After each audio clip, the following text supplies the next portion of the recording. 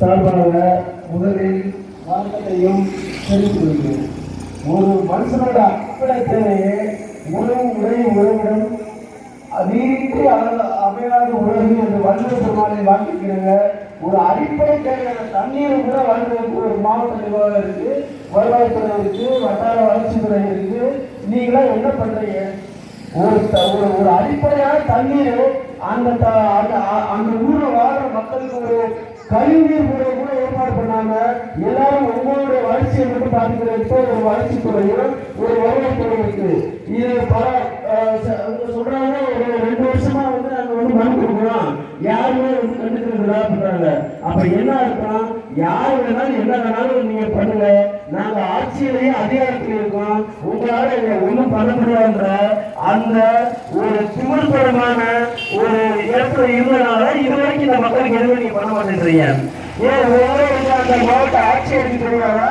இல்ல அந்த வட்டார வளர்ச்சி அலுவலகம் தெரியாதா? அவங்க சொல்லிடுறாங்க. ஒரு ஊராட்சி செயலர் ஒரு ஊராட்சியில் எவ்வளவு இருக்கிறான், ஏன்னா மாற்றனால நம்ம யாரும் ஒன்றும் பண்ண முடியாது, இது நம்ம தான், நம்ம மன்னராட்சி நடத்துறோம் அப்படி அடிப்படையில் ஒரு ரொம்ப எப்படி சொல்றது, ஒரு சர்வதேச போக்குல இவங்க நடந்துக்கிறதுனாலதான் இவங்க எதை வேணா பண்ணட்டும், நம்ம மக்களுக்கான அடிப்படை தேவை செஞ்சு கொடுக்க முடியாது.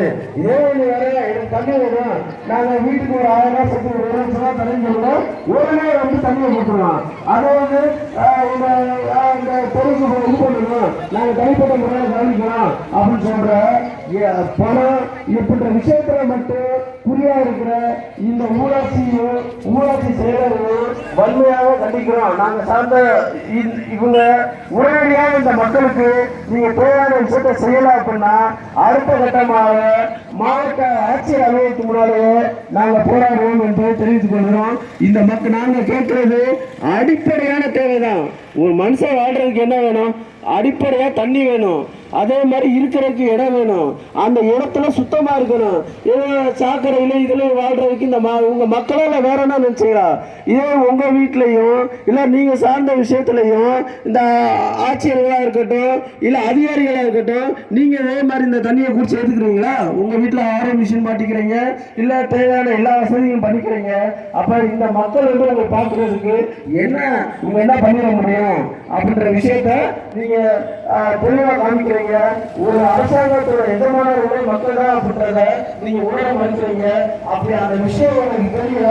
ஒரு அரசியல் அடிப்படை வருமான கட்டமைப்பு மக்கள் தான் அப்படின்றது தெரியலன்னா அதை தெளிவுபடுத்துறதுக்கு நாங்கள் கண்டிப்பா முன்னெடுப்புன்றத தெரிவித்துக் கொள்கிறேன். இந்த வாய்ப்பளித்த அனைவருக்கு நன்றி கூறி நன்றி வணக்கம்.